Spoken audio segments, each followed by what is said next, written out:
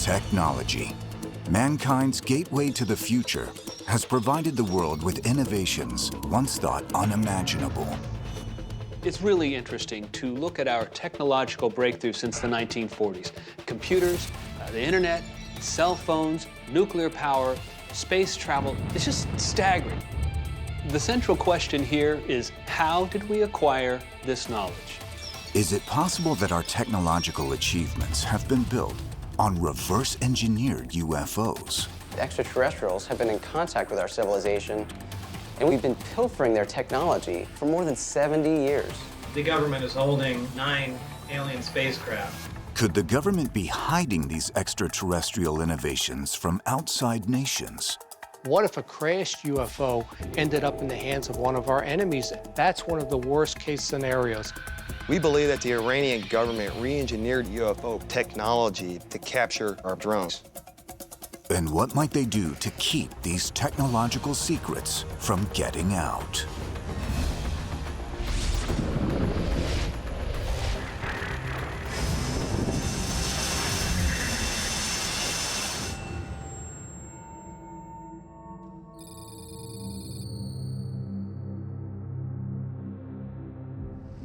Spring, 1941, a warm Missouri evening in Cape Girardeau. Suddenly, the serenity is shattered as something streaks across the night sky and goes down in flames in the nearby woods. A story that would have been buried had it not been for a local clergyman. Reverend William Huffman, a small-town minister, got a phone call. He was asked to administer the last rites at a crash scene. As he's led through the wreckage, Reverend Huffman is astounded. There's firemen there, there's the police, there's the FBI. He's escorted to the middle of this scene, and he sees a flying saucer. There was a casualty in this UFO crash, the pilot. Not just one casualty, but 3. And the report goes on to say that he realizes they are not of this world.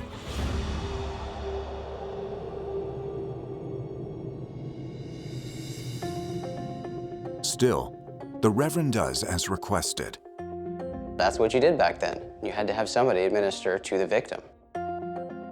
But it's the activity beyond the Reverend's view that is significant. Reverend Huffman is praying over these extraterrestrial bodies, but while he's doing that, the military is already taking charge of the scene. Scattered throughout the site is wreckage containing remnants of never-before-seen technology. They're securing the site. They're labeling and packing away every piece of the craft. The military recognizes that this technology far surpasses our capabilities.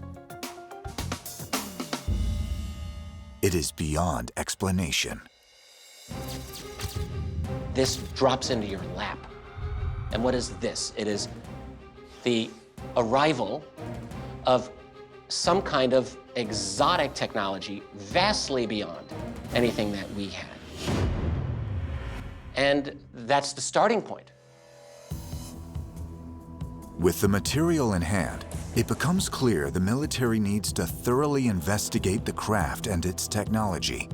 But the question becomes, where to study it? UFO files suggest that some of this material may have been sent to Purdue University, home to many of the brightest minds in the country. The government acquires this technology from the crash. So where is the top research facility to work on it? Purdue.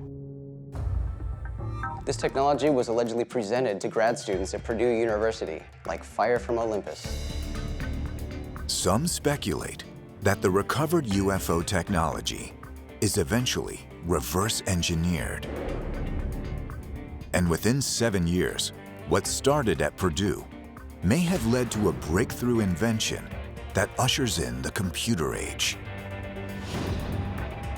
That invention is the transistor. The transistor is a component now used in most electronics that acts like an amplifier for an electronic signal. Before the transistor, we used vacuum tubes, which is why we had huge TV cabinets with tiny little screens and radios the size of refrigerators. The transistor breakthrough unlocks a world of possibilities. What the transistor enabled is a vast miniaturization of the electronics to which we regularly have access. What would have been a supercomputer the size of a room, we now call a smartphone.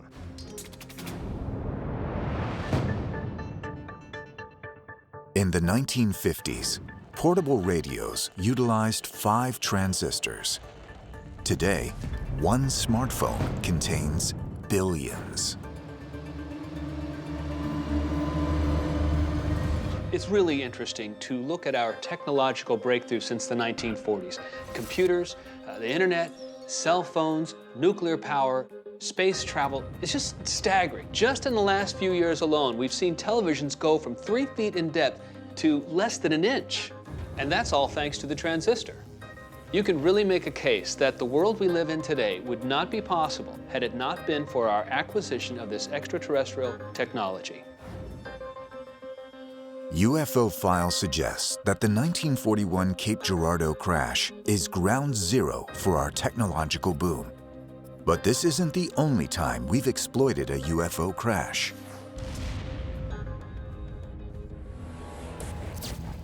A pattern starts emerging where things fall from the sky.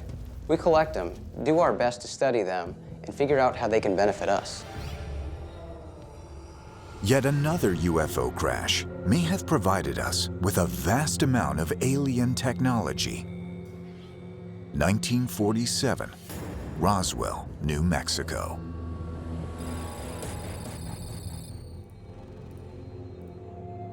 There are a lot of stories about what really happened regarding the crash in Roswell, New Mexico. But I think the best account comes from a military insider who was actually at the scene, and that's Colonel Philip J. Corso. According to Philip J. Corso, what crashed at Roswell was indeed an extraterrestrial spacecraft. And Corso says that the military took that wreckage, studied it, and that accounts for the technological boom of the 20th century. Technology from the Roswell crash may also be responsible for a number of post-war innovations.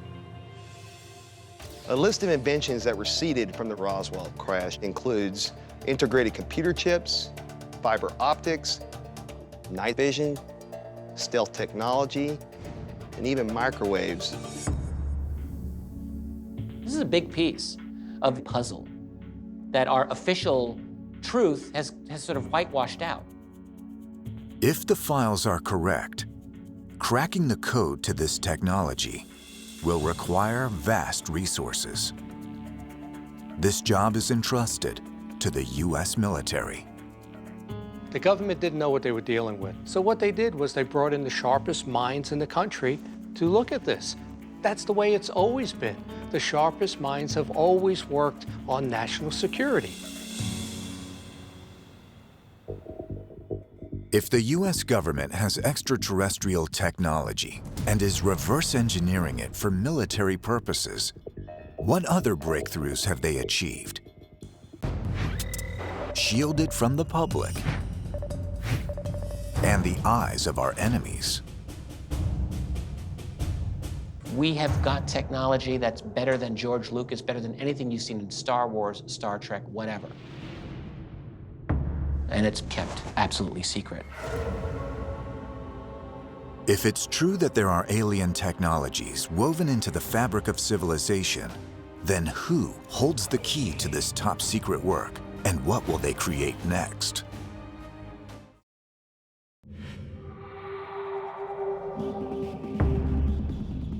Inside the UFO archives are thousands of eyewitness reports of unexplained extraterrestrial activity. In 1941, a Baptist minister witnesses a crashed UFO. Technology extracted from the site may have jump-started the greatest leap forward in human technology. But UFO investigators point to one controversial figure who may hold the key to some of the military's deepest secrets.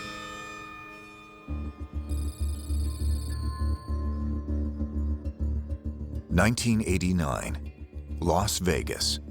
A man named Bob Lazar claims to have knowledge of a highly classified military operation that is experimenting with reverse-engineered UFOs.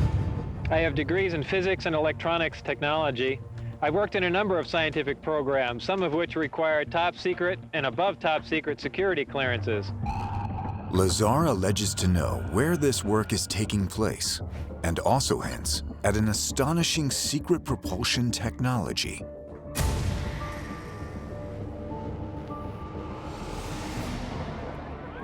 And he's about to blow the whistle on all of it. What is your synopsis in a nutshell? My synopsis of what I know to be true? Yes.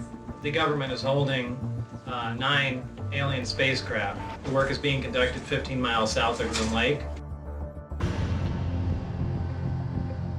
Bob Lazar went on television in 1989, and he declared that located south from the secret, infamous Area 51 base, there's an area called S4, and that's where he said he worked.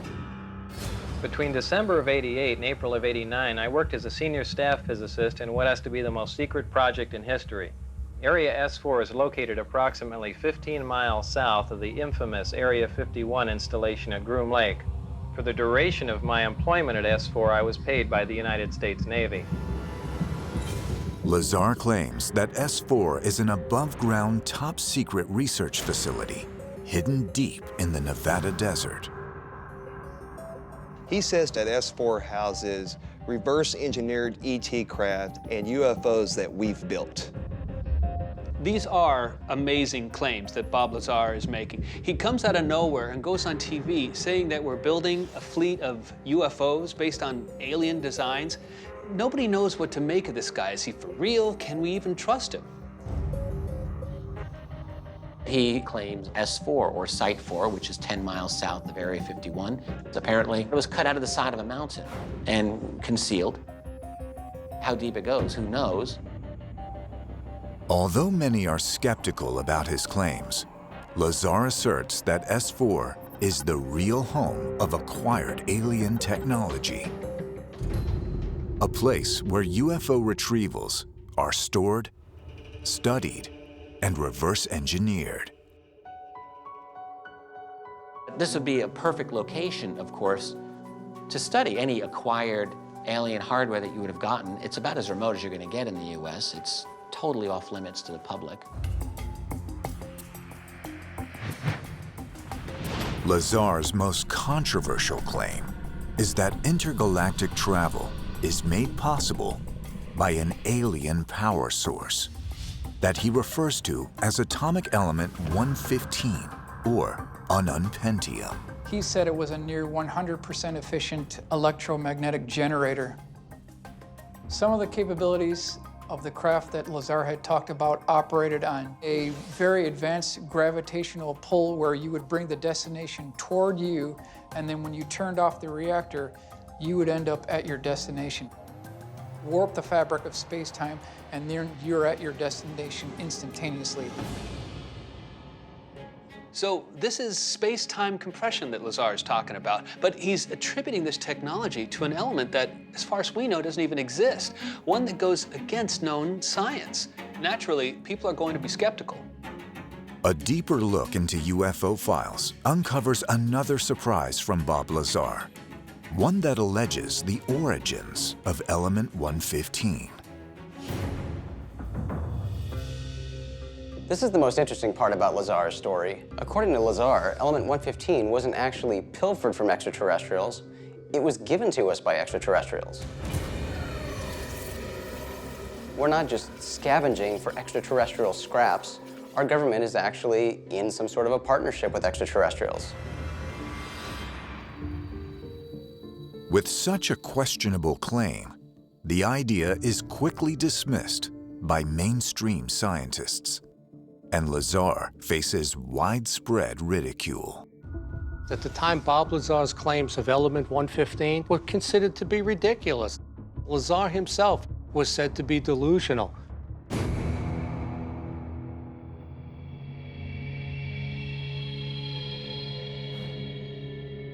But in 2004, an international team of scientists appears to vindicate Bob Lazar by announcing the discovery of a new super heavy element, element 115, or an unpentium. So now we finally discover element 115 in 2004. It has the exact properties that Bob Lazar said it had in 1989. Everyone laughed when Lazar told us about element 115, and he turned out to be right about that. So maybe we need to seriously consider his claim that the aliens actually gave us this element. But if we have been handed alien technology and are utilizing these secrets to build our own futuristic UFOs, how does the government keep these projects wrapped up so tightly? According to UFO files, alien technology retrieved from UFO crashes has led to breakthroughs in everything from computers to ultra-classified military UFOs. The secret that our government is reverse engineering alien technology, this is something that would change the world. If you're in charge of keeping this from the public, you're going to take extreme measures. Some of the stories about this are truly disturbing.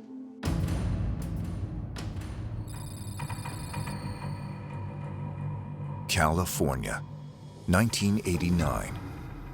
A military defense contractor learns firsthand just how far some will go to keep their secret technology concealed. This story comes from Edgar Fouché, a retired Air Force intelligence officer. He tells about a friend of his named Sal, who was an engineer contracted by a top-secret research facility in California. So Ed Fouché says that one day, toward the end of Sal's contract, he starts to feel a little sick. His supervisor sends him to the on-site doctor. The doctor gives Sal an injection and tells him to get some rest.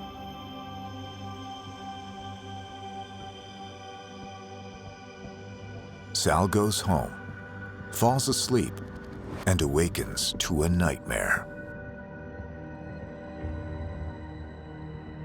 Sal wakes up the next day and heads for work. Then it hits him. He doesn't remember how to get there.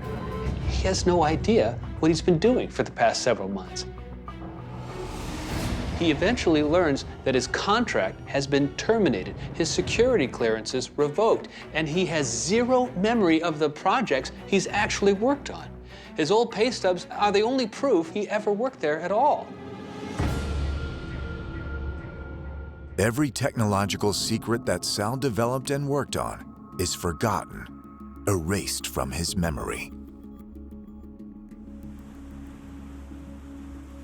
Whether Sal's story can be verified or not, you can't deny the intense lockdown of defense industry secrets. You got to ask yourself, if this kind of thing is going on, memories being erased, how did we even get here?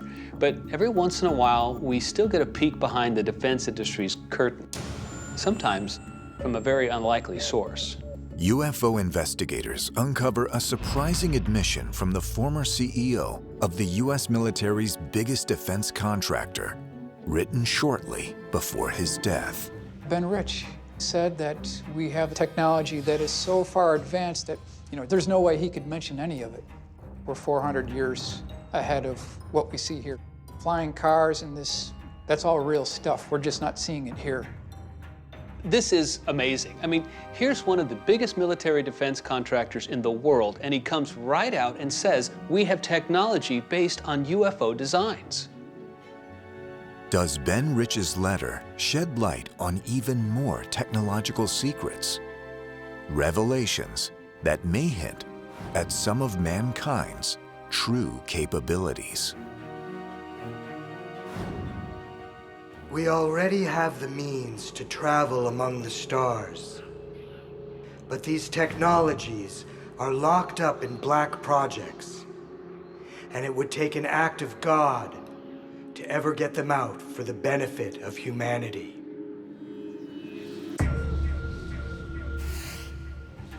Ben Rich makes this claim of unlimited possibilities. We already have these technologies, but the government has yet to acknowledge its existence. Yes, we have got technology that's better than George Lucas, better than anything you've seen in Star Wars, Star Trek, whatever. And it's kept absolutely secret. The central question here is, how did we acquire this knowledge? According to Ben Rich, we learned how to build our own UFOs by studying crash retrievals. And he came right out and said that extraterrestrials have been in contact with our civilization, and we've been pilfering their technology for more than 70 years. Ben Rich's statements seem to confirm what Bob Lazar claimed in 1989, that we are reverse engineering UFOs. But could there be a connection between these reported technological advances and the multiple sightings of a black triangular craft seen by many around the world?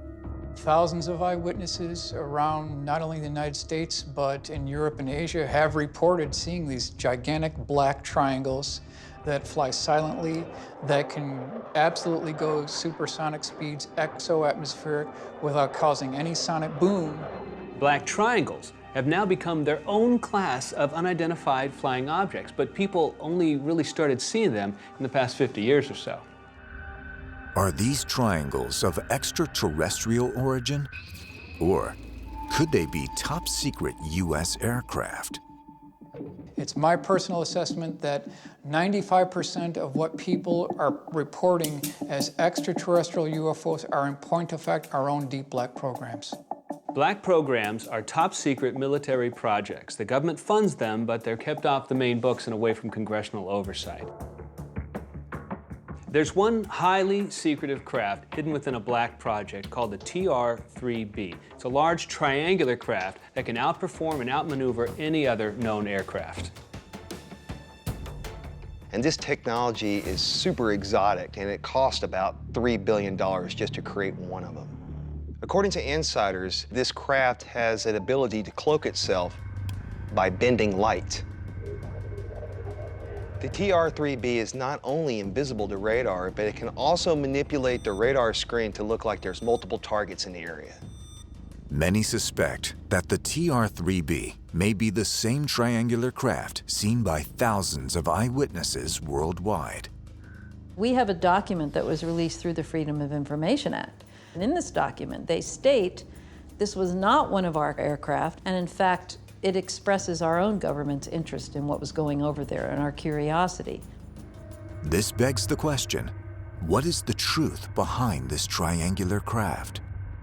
Despite thousands of eyewitnesses around the entire world, the U.S. Air Force, the National Reconnaissance Office, the Office of Naval Research, they won't even acknowledge the existence of the black triangles. So it's a real debate, even within the classified world, it turns out. They don't all agree.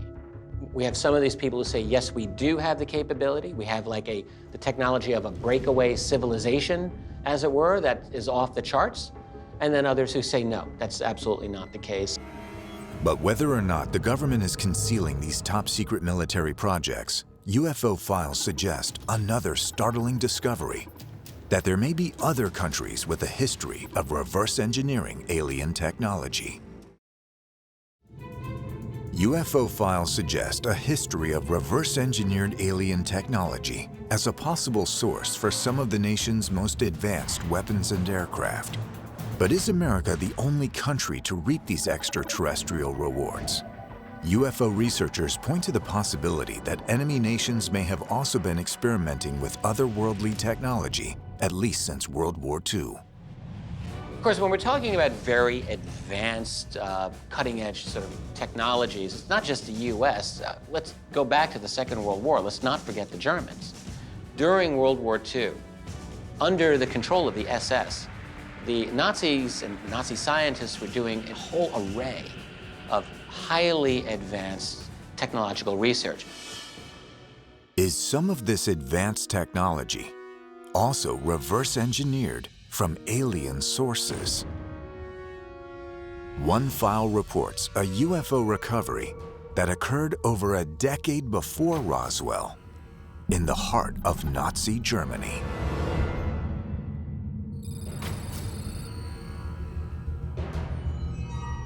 (1936). A mysterious disc-shaped craft is spotted flying erratically over the German countryside.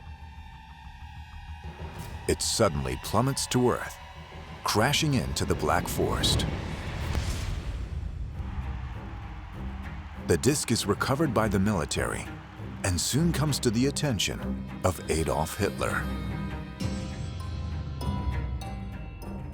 When Hitler hears about this weird flying disc, naturally he wanted to learn everything about it. What is it? What can it do? And most importantly, how could he use this to his advantage? Hitler orders the crash debris taken to Wewelsburg Castle, a massive stronghold at the center of the Nazis' plan for a Third Reich-dominated world. Inside Wewelsburg Castle, high-ranking SS officers study both science and the occult under the direct command of Heinrich Himmler. Himmler oversaw the most esoteric, advanced, and sometimes outright frightening elements of the Nazi war machine.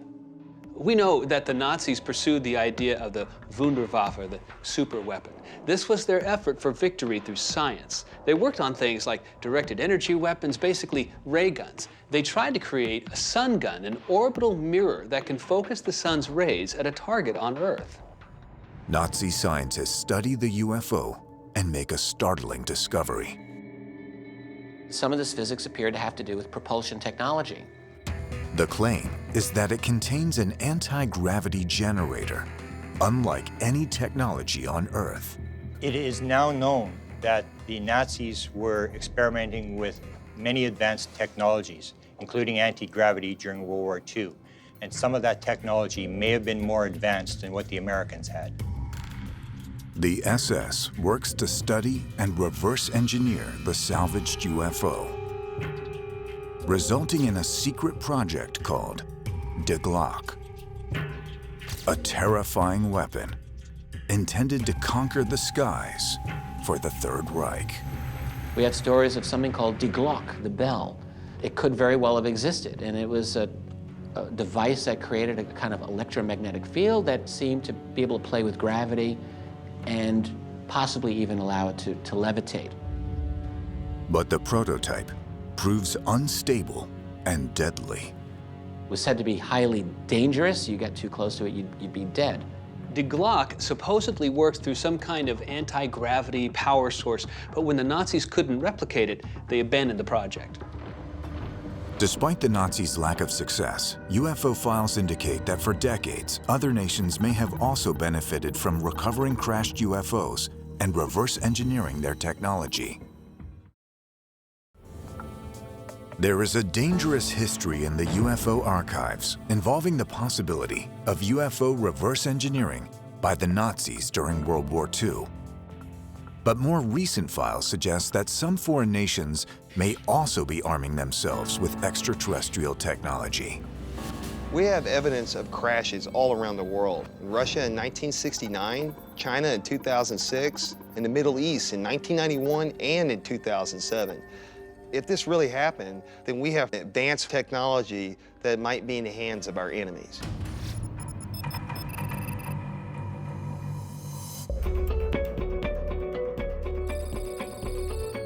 December 2011. An American drone crosses into Iran's airspace. It is captured by the Iranian military without so much as a dent. Iran proudly broadcasts the captured aircraft on international television. American military insiders are thrown into a frenzy, uncertain how Iran could execute this feat. This is a state-of-the-art military drone, and Iran brought it down out of midair without a scratch. It's not like they shot the thing down. They somehow were able to capture the drone in midair. How could a small country like Iran have the technology to pull this off? The files contain reports that suggest the Iranian military may have had help developing this technology. So after the drone is captured, the U.S. is pretty embarrassed and rattled about what's going on. And then a few days later, a different story emerges by a nuclear engineer by the name of Dr. Mehran Keshi. Dr. Keshi, a controversial nuclear scientist, claims that he helped design an Iranian military UFO that was used to capture the American drone. He describes the UFO as having capabilities that exceed any known aircraft, including a technology that many believe does not exist. He says that the drone was captured intact by a tractor beam that was mounted on a secret aircraft that he designed. A tractor beam is the ability to pull or tow an object without necessarily being physically connected to it. The beam uses photons or light particles as a mean of achieving this. In 2013, NASA announced that they have had some success with this technology, but on a very small scale. The Iranians claim that they brought down one of our drones with a tractor beam. Not buying it. We have had limited success, but what this scientist claims just doesn't exist. Could Iran have constructed this technology by reverse engineering alien materials? To answer this question, UFO investigators examine Iran's long history of UFO incidents. Beginning in 1976, Iran experiences a succession of UFO encounters. And in 2004, they appear to have recovered their own UFO crash. In 2004, Fars News Agency stated that multiple eyewitnesses saw a UFO crash in the mountain of Kerman. The crash is witnessed by many, but the Iranian military arrive at the scene before any civilians. By the time they are gone, so too is any evidence of a UFO crash, leaving many to ask, what became of the UFO? Our experts say that that 2004 crash was re-engineered by the Iranian government, and that technology was used by Dr. Mehran Keshi to capture that drone. What if a crashed UFO ended up in the hands of one of our enemies and they were able to reverse engineer the technology? That's one of the worst case scenarios. But could there be another scenario? One where this alien technology is actually used to defend the world from an even greater threat. UFO investigators have uncovered a potentially long-standing history with reverse engineering extraterrestrial technology. But according to the files, many of these groundbreaking technological advances may have been hidden by the government in top-secret military projects. If this is true, then it's possible that there is also a program in place to defend the planet against threats from outer space.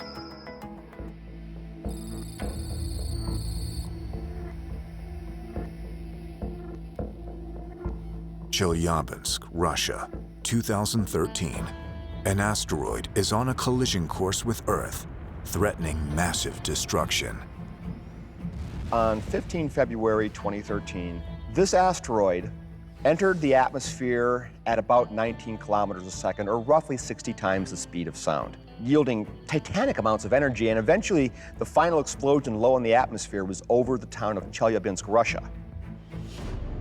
The asteroid caused major damage to the city of Chelyabinsk and injured roughly 1,000 people. It could have been much worse had it impacted Earth, but for some reason, it didn't. Why did this asteroid suddenly break up 15 miles above the Earth's surface? Well, when you look closely at this footage, it does seem like something collides with the asteroid. It goes through it from the left and comes out through the right. To me, this is an indication that this might be a space-based weapon. But not everyone is convinced that this is proof of a defensive weapon in action. At the speeds asteroids travel relative to Earth, when they hit our atmosphere coming from the vacuum of space, that's like hitting a wall. So oftentimes they explode when they hit the upper atmosphere, and that's what happened in Chelyabinsk. In the Chelyabinsk video, we see objects paralleling the main bolide. A bolide is a generic name for an impactor. It can be a comet, an asteroid, anything that hits Earth, we call a bolide. We know at least 3 explosions occurred with this object, 2 of them high in the atmosphere. These are just fragments that blew off earlier that are more or less paralleling the course of the main bolide, and they're passing through the atmosphere more quickly. They're smaller, there's less friction, there's less of a shock wave. That's it. Perhaps if this were the only incident where a projectile or something unexplainable intercepted an incoming object from space, this would be easier to dismiss. But it's not. The most amazing footage I've seen wasn't captured on Earth, but from NASA's own space shuttle. September 1991. The Space Shuttle Discovery embarks on mission STS-48. During the mission, a camera mounted on the rear of the cargo bay captures what appears to be a very interesting encounter. On September 15th, 1991, STS is loaded with a camera that's looking at the Earth's horizon. The space shuttle picks up some footage, and that footage is highly unusual. What looks to be an asteroid is moving very slowly just below the Kármán line. There's a flash, and then all of a sudden the asteroid changes direction and accelerates, avoiding a projectile that was fired at it. This appears to be very strong evidence that this is not an ordinary asteroid. This is a UFO. So here we have this advanced weapons system that is firing upon something that is way more sophisticated. The STS-48 video really makes you stop and pause. And NASA isn't giving out this footage, by the way. It was picked up by astronomers who were monitoring NASA's direct shuttle feed. And there have long been rumors that NASA scrubs any photos containing UFOs before releasing them to the public. Could NASA be doing the government's bidding by concealing these technological advances from the public eye? It's a fair question to ask. To what extent is NASA a front for other clandestine space activities? Think of it this way. If there's a UFO phenomenon that's real, and there sure is, some of that phenomenon is out in Earth orbit and beyond. And if that is the case, then you're going to need to investigate that phenomenon just as much as the stuff in the atmosphere and on the ground. But if you're going to investigate that, you have to do it in a way that the public and the world doesn't know you're doing it. You have to maintain secrecy, and what that means of necessity is you must have a covert aspect to your space program. You must. There is overwhelming evidence that UFOs are real. And we have to be alert to the fact that there are dangers out there that may threaten our planet. We're only scratching at the surface of what we see and know is out there. If it's true that secret space weaponry and alien technology is embedded into the framework of society, If you accept the premise that ET technology is already here, there are a few ways to look at this. That we've embraced these technologies from extraterrestrials, that we're catching up to them, that the human race is moving forward. then it could also be true that an unconscionable amount of power has been put in the wrong hands. It's almost mind-boggling to think about, and yet it appears to have happened. Now, we need computers for everything from balancing our budgets to managing our elections to guiding our missiles. And if mankind continues on with the help of otherworldly resources, What if this technology, we're not supposed to have it at all? And these crash retrievals have messed us up on an evolutionary scale. then the fate of mankind may be decided by those not of this world.